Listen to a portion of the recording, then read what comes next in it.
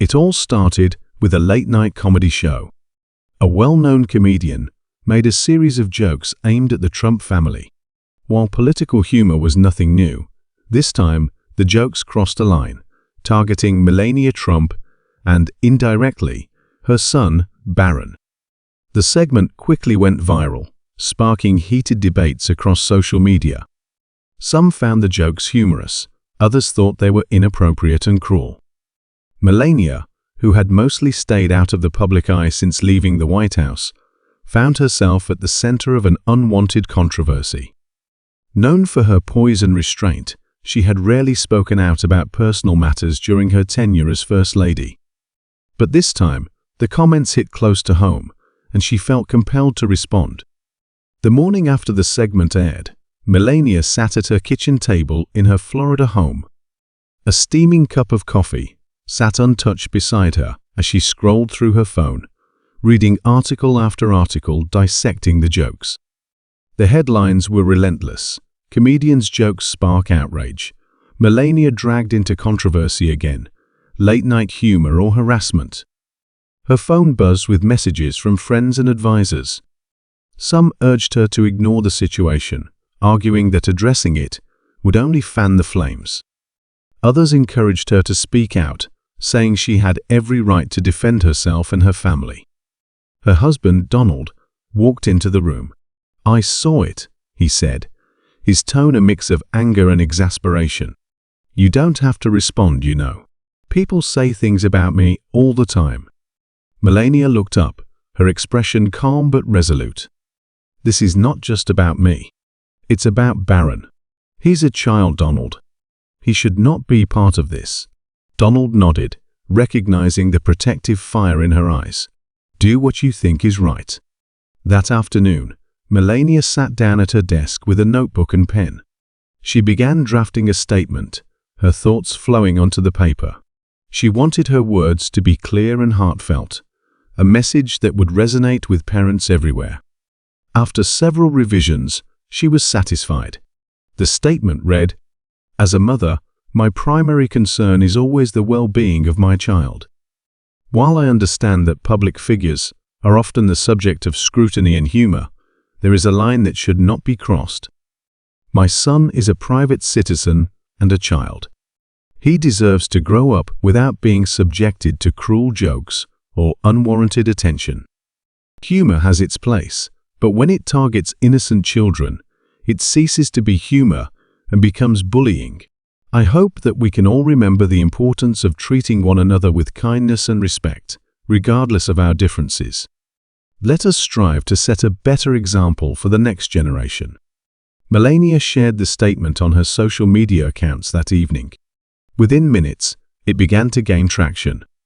Support poured in from parents, celebrities, and even some critics who had previously been harsh toward the Trump family.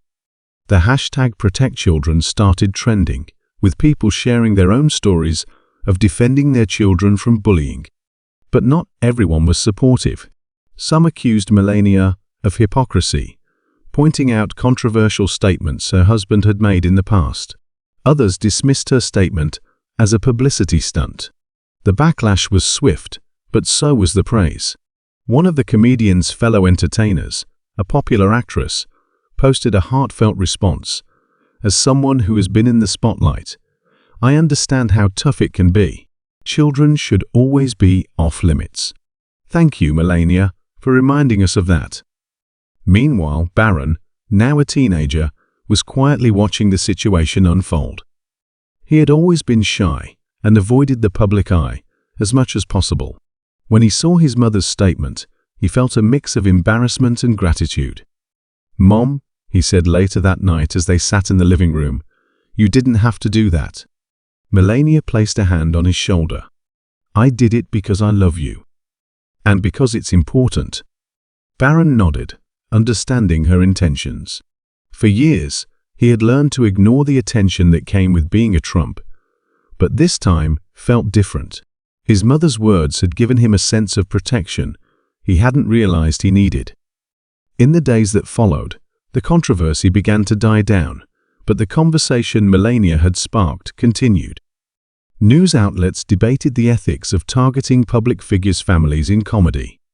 Parents across the country discussed how to shield their children from the harsh realities of social media and public scrutiny. One evening, Melania received a letter in the mail. It was handwritten and came from a mother in Ohio. It read, "Dear Mrs. Trump, I want to thank you for your statement. My daughter has been bullied at school for months, and I've struggled to find the right words to comfort her.